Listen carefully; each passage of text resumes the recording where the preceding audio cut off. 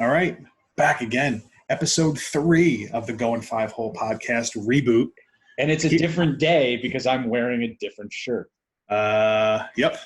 Yeah, that checks out. Yep, it sure does. Definitely well, different. Feels good to be back again, and still feels good to be back. I know. Episode 3, we're just banging these out. Why the fuck not? We are. It's like we have nothing better to do. Oh, wait a minute. We don't have anything better to do. We don't. All right. God damn it.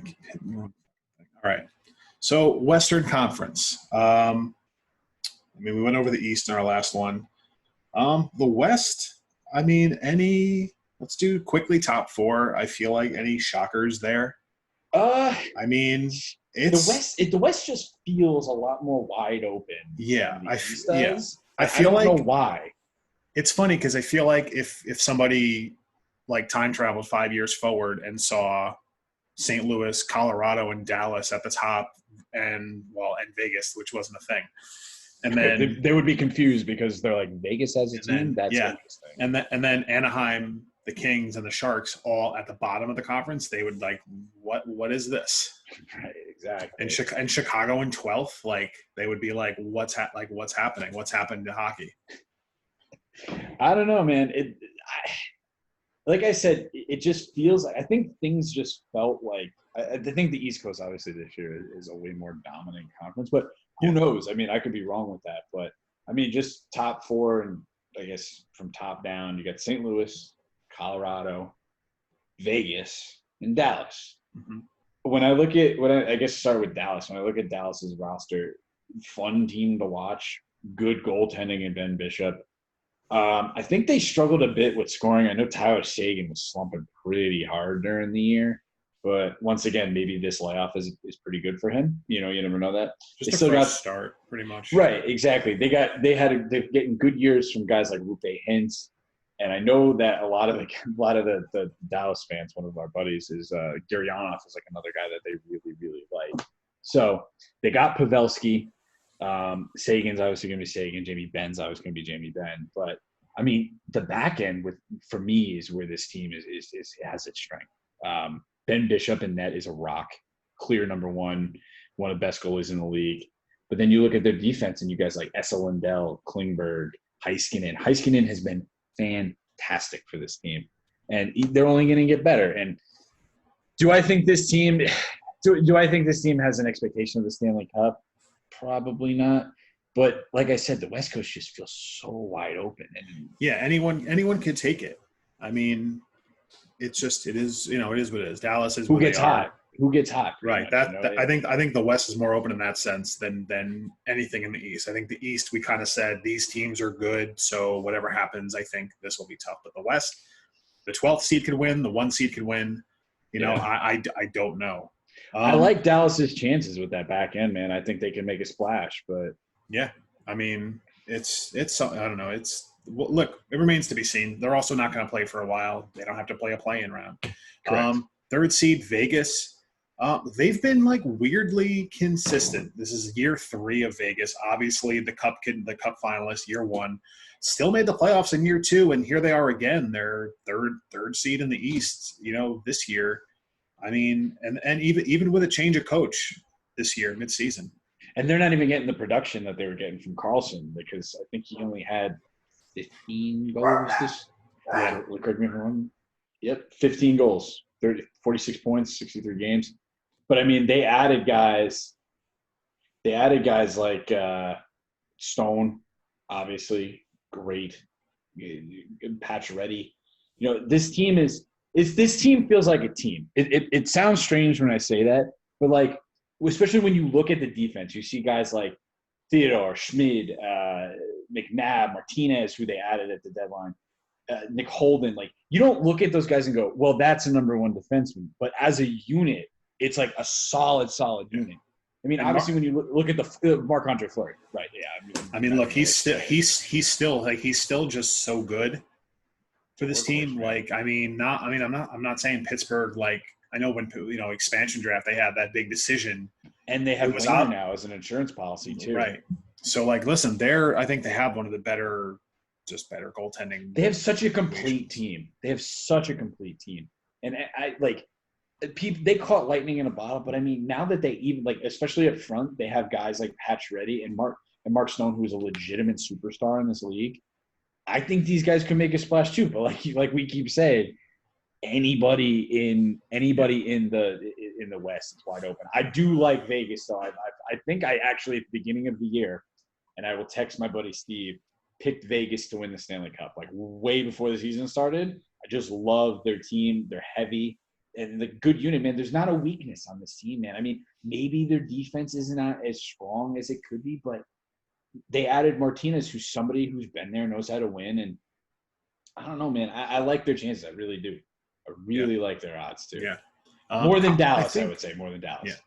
I think for me, I mean, kind of I'll move to Colorado, the number 2 seed in the West. Interesting team. I don't like. I know they're up there, but I'm not sold on them as a cup contender. They're so top heavy. So top heavy. Like, I mean, you go through. I mean, look. I mean, Gabriel Landeskog, Nathan McKinnon. You could do way worse than having those 2 guys in your team, of course. Then they got Rantanen back, and then halfway through the year, halfway through the year, but I'm not going to say that the production just. I mean, it kind of falls off. There's not. I mean, who on this team is going to get the secondary scoring? Nichushkin's having a decent year with them, and so I mean they have Kadri. That second line isn't bad with guys like Donskoy, Burakovsky. The problem is like I don't know if I love their build for the playoffs. Like, is the space going to be there for Nathan McKinnon? Is the space going to be there for guys like Burakovsky? Their defense is young too. I don't love their defense, but I mean, Cale Makar is a stud. He's good, yes. And actually, surprisingly enough, Ryan Graves has turned out to be a decent defenseman. Go figure. But like after that, like guys like Zadorov, Girard. Girard's a great offensive power play quarterback, but Ian Cole, I mean, these guys have seen better days. And once again, big question on the back end. Is Grubauer or Francouz going to be the guy? And are either one of them going to be the one?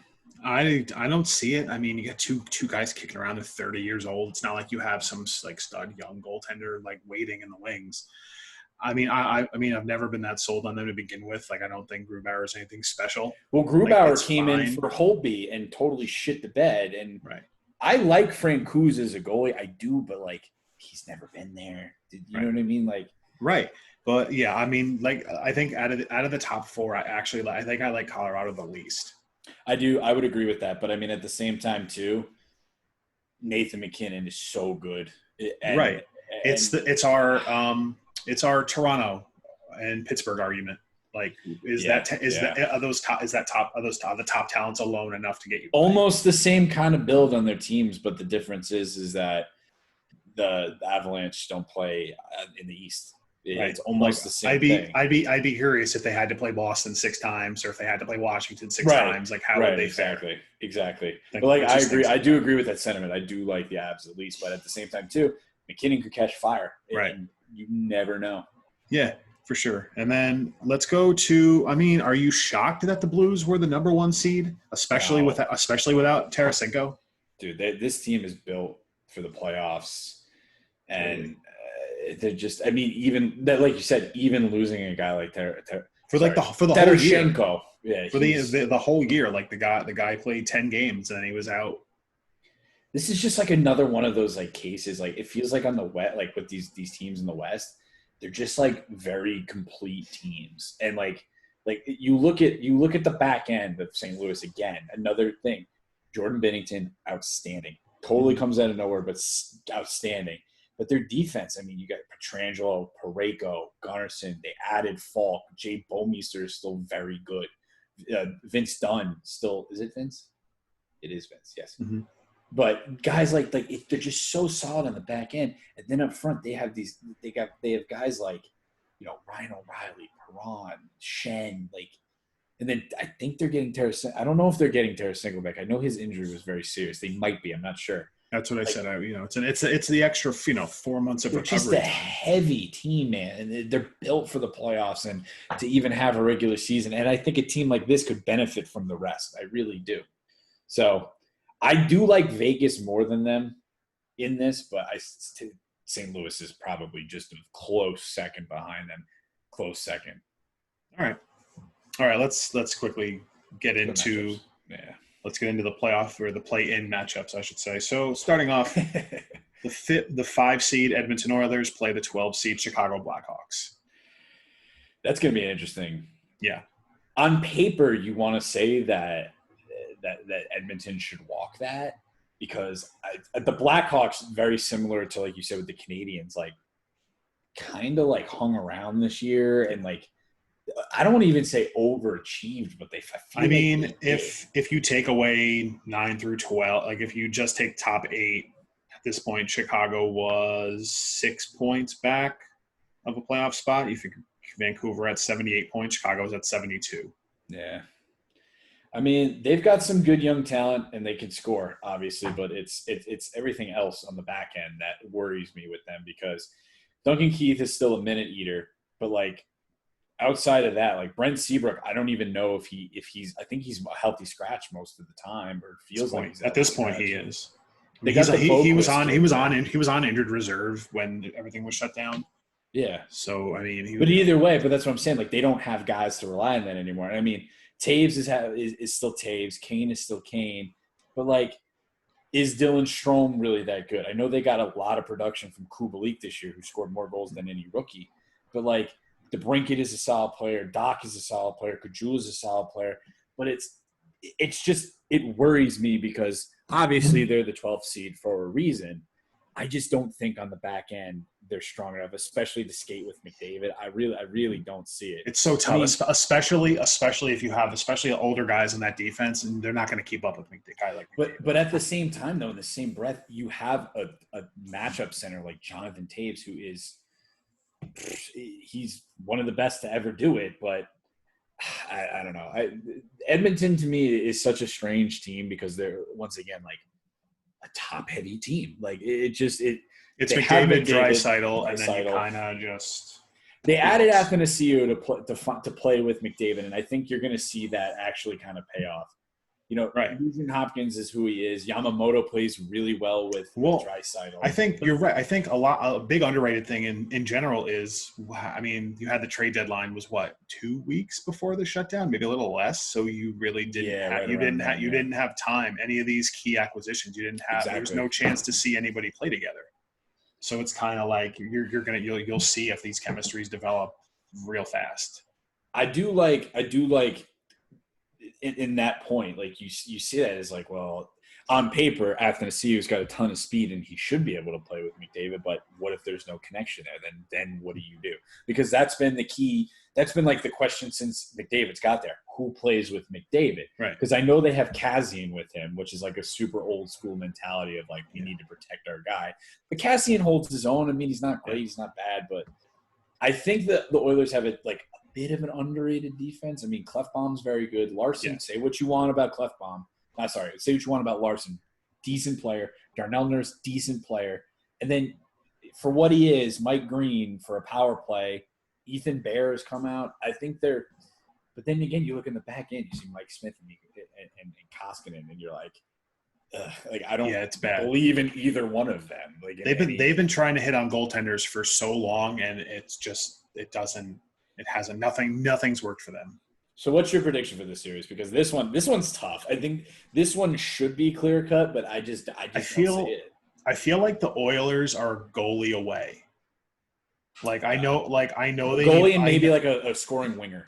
But even if you just upgraded the goaltender position, I think they have more of a chance. But literally, like a Georgiev.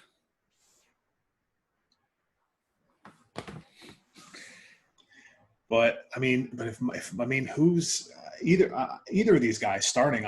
You're not confident. Who do you think they go with, Koskinen or Smith? I almost think they go with Smith. Same. I think Mike Smith. I think he's at least played in the playoffs, and you know what you're getting. But either one of those guys, Chicago could at least take advantage of it and make. I mean, it's probably a high-scoring series, that's for sure. So I think either team could compete. Love the fact that Koskinen's number is number 19. I love that. So what's your prediction? Like, if you had to. I think Edmonton's more talented, but it'll be a closer series. Edmonton in 4. That's what I got. I got Edmonton in 4. It's it's tough because again you have to factor in zero home games for anybody. I think maybe Chicago if this was a normal under normal circumstances, I think the Chicago crowd could drive the team, but you're missing that. Edmonton's no slouch with their crowd. No, but I think like Chicago like they love the Blackhawks. So that's one of those cities where it actually makes a difference. But yeah, Edmonton, and I'll say Edmonton in 5. I think they struggle a little bit because Chicago still has enough talent to fight, but it won't be enough. Let's go to the next one. Yeah, 6 and 11. 6 Nashville, and Arizona. This one's interesting too.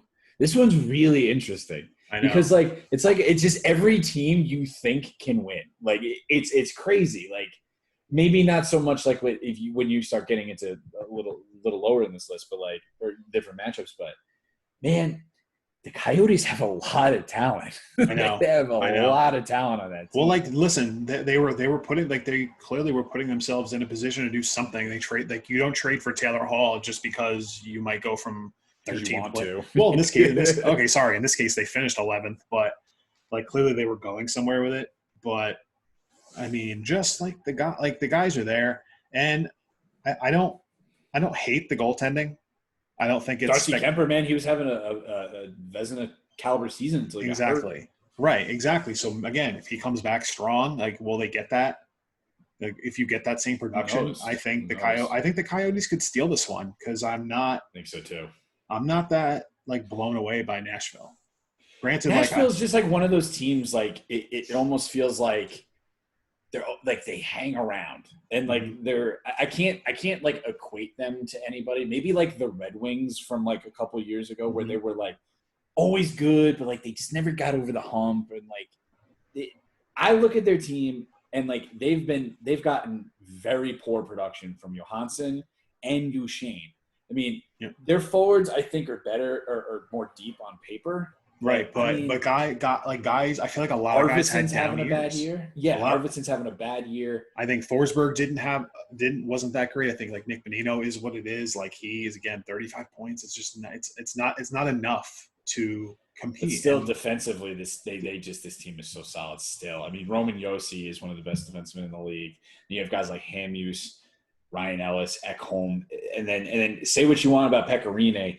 I guess that's the X factor in this series is Pekka Rinne still got it in the tank? Yeah. And because I would give the forwards to Arizona, I'm giving the defense to Nashville, and I'm giving the goaltending not as a push, but like a push in the sense that which Darcy Kemper are you going to get? Yeah. And does Pekka Rinne still have it? So I think the series is totally for Nashville, I don't hate Saros. Like but they've wanted him for years, and he's just like it probably doesn't work out. But if somehow Pekka Rinne doesn't have it, there's a guy. There's someone.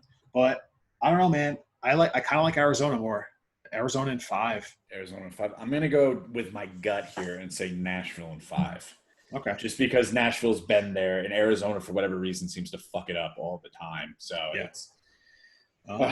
that's gonna be a good one. I'm actually really excited for that, and I actually think, like you said about the home ice advantage, playing in a barn like Nashville compared to playing in a place like in Glendale, like it's completely different. I think this series more than anything is probably the one that benefits the neutral ice for the Coyotes. Really agreed. All right, let's do all right. So 7 seed Vancouver Canucks against 10 seed Minnesota Wild. I didn't even know Minnesota was around like this. Yeah. Minnesota's again, like I don't like Minnesota at all. That's a team that's needed to blow it up and just really they haven't. Yeah. We need to blow it up. Okay, let's Matt Zuccarello. That's what we need. Like he's 31. Yeah, sure. Give him all the years, all the money. I mean, this team's this team is not good because you're still hanging on to those. Like they're still trying to hang on. Well, they have to be hanging on to. I know where you're going with that. I was gonna say like, what are they going to do with Parise? What are they going to do with Suter? That's what I mean. There's still 5 years left on those deals. And because when they signed those guys, you figured it would put them over the top at the time. And at the time, sure, but I feel like Parise's never performed up to that contract. I think Suter hurt all the time. That's the problem. Right. But even Suter has. Yeah, I think that's the thing. But at that time, I mean, you look at their defense. They have Suter. Spurgeon's pretty underrated. Yeah. And then And I Dumba's hate good, Brodeen's good, but like I hate Minnesota's goaltending. I don't like. I mean, you have well, Dubnyk and that's Stalock. a big issue coming in. Is Dubnyk's had a bad year? Yeah. Do you really feel confident about Stalock? I don't think you can. I think I think Minnesota just to kind of like because I don't think this year. I think Vancouver wins this easily because I mean believe, yeah.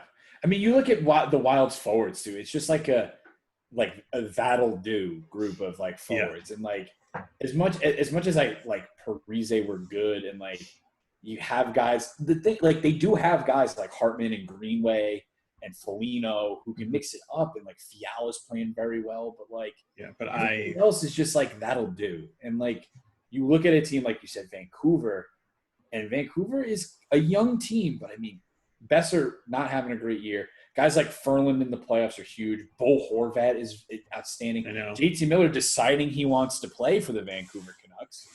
Then Elias Pettersson is a stud. Yep. They went out and they have Toffoli. Vertonen's having a good year. Defensively, Quinn Hughes is good. Oh, so good, man. So good. Love watching that. Like Tyler Myers is still good. I mean, big body though for the playoffs. It's perfect. Right. Jordy Benz is in the playoffs, probably a good body. But it's just and then decent, yeah. Right, and then Edler. How can you forget about Edler? Edler's been one of the most solid D-men. But I think for me, it's not so much about like more talent. I don't like Minnesota at all, and I just see them. Where's the scoring coming from, and then where's the goaltending coming from? I think Minnesota would have struggled against any team out of the 5 through 12 playing round. I think they would have struggled against anybody. So just for that reason, I like honestly the Canucks in 3. I'm gonna also take the Canucks. I'm gonna say Canucks in 3 as well. And you also big X factor is Jakob Markstrom coming back too, right? Because although I do love Thatcher Demko, that's my boy. Him and Louis Domingue do not exactly equate to a giant. A murderer's row of gold. Well, I like it. Canucks in 3. Okay. And then to wrap up the Western play-ins, Canadian battle. Calgary. Got the 8th seed Flames, the 9th seed Winnipeg Jets. This is another interesting matchup because it just feels like another one that's up in the air. Like it really does. Calgary vastly underperforming this year. Yeah. Like just having a total fall off a goddamn cliff year. And I mean, they're like still they've a had, decent team. They've had and I feel like they've had enough. They've had their core around for a few years now. That they should be way higher in the standings than they Another case of though, like even with the Oilers, they just where's the goaltending coming from? I know it's another case of it. Like, exactly who? You're assuming you're playing Rittich over Talbot in game 1. Probably. Yeah, I mean, Rittich is good, but not like he's not going to steal you games. Right. No, but I mean, you look at like who they have, but like you look more so like that young core that all came up together. Got like the Goudreau, Monahan, Bennett, like that group of guys, and then Matthew Tkachuk kind of adds into it. Like those guys have been there. Like this team should be performing better and higher. Matthew Tkachuk the thing is that top line this year of Lindholm, Monahan, and Goudreau has not been great, but Matthew Tkachuk in his own right has been very, very good. By the way, don't remember this. How does this trash bag Zach Ronaldo still make it onto a goddamn NHL roster?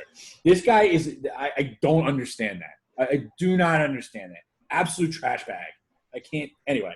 But defensively, this team's pretty solid still defensively because you look at Giordano's still really good. Giordano's stud. Then you have TJ Brody, who's still very good. They signed Gustafsson, who's not having a great year for them, but they have Hamnick, they have Hannafin. They have all these guys that it's just like with Calgary. It's you should be doing better, but for whatever reason, we are not doing better. Does Winnipeg fall in the same boat? I think they have more talent than their seed says. For me, I think so. Up front, yes. Up front, but their defense is very thin. And it's – I mean, their basic number – I mean, their number one defenseman is Morrissey. But after that, who is it? Is it Neil Pionk? It almost is by association. And we were saying last year about that oh, my God, Jacob Trouba trade that we lived that – we traded – Neil Pionk. We basically traded our seventh defenseman. Seventh defenseman for a guy who should be top line. I mean, I don't want to get into that, but you look at Neil Pionk, he had a solid year for Winnipeg, but is that the guy you want to be your second defenseman? No, that's not his role. I mean, they have who they start. Who is it? Pullman. They start. Who's okay. Morrissey is their number one. Kulikov is not good. He hangs around. The Mello they traded for, and Bellew is just you know. And it's up front. Obviously, though, this team is just way just. I mean, Blake Wheeler. He's got to be one of those. He's got to be one of the least talked about guys. Just 2 years in a row with 50 assists. Yep. No one talks about him. And it's crazy. And Patrick Laine, say what he is, but he's got a bomb of a shot. Yeah. Ehlers, Kopp, Connor. You know, it's Little's still a decent player. Perot's still a good player. Roslovic's a good player. I honestly don't even think this one is. I think this one, I want to say sweep, but Connor Hellebuck, I think, should win the Vezina this year with that defense in front of him and has had unbelievable year. Unbelievable year. I'm taking. You know, I'm gonna say Winnipeg. Yeah, I just think. Oh, sorry, Joey. Sorry, bud. No, I agree. I think about it next week. I think we've talked so much about this team's better talent. I think Winnipeg far and away has the better goaltending, and I think that alone puts them over the top. I'll say 4 because Calgary still have. I think they have enough to take a game, but I'll say Winnipeg in 4. I agree with that. It's tough because that goaltending to me is just. I don't know, man. I don't know. I hear you. It's tough.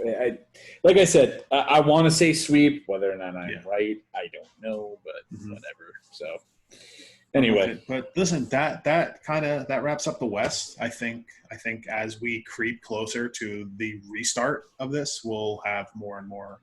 We'll just keep trying to pump out content. We'll have like a Rangers recap. Anything else we think of, we can always talk about bullshit. Send in fan mail. Oh, please do. You can tweet us. We'll talk about my mustache. You know, well, we can have a lot of stuff. We can always watch old games or something. I don't know. You know what I'd actually like to do? I'd like to go one episode and go through the old videos and read the hate comments because I did this the other day and they're fucking hysterical because it's just a bunch of Canadians telling us we don't know what the fuck we're talking about. And it's which at the time we may not have. There was a lot of things. I remember I said one of them. This guy called me out on it. I said, somebody banged around the league. And it was like a 24-year-old center. I can't remember who it was. It was, Kyle Turris. And he's like, Kyle Turris is 24 and he's only played on 2 teams. And I was like, we didn't know as much as we did. I think he's still only been on 2 teams, Arizona and Ottawa. Kyle Turris? Yeah. Where is he? Predators now. So 3? The Predators, yeah. It's funny to me because and I remember we were total clickbaity with our lists. We were just Vancouver. It was also a terrible way to do it. Let's do 30 videos, which we didn't even finish. No, we didn't. I think we left off the top 5. I think because it got old. I don't know. Well, let's do 30 videos. It'll be the good. The problem is it felt forced back then. You know, it did. It felt and like I said, this podcast had a lot to do with me and your friendship, and I think a lot at that point we were just like, well, why don't we just go hang out? You know what I mean? Why don't we just go to Buffalo Wild Wings and get $5 craft beers? Those were the times. Can't do that anymore. No, not even because we're locked down. It's because Buffalo Wild Wings stopped doing it because they suck.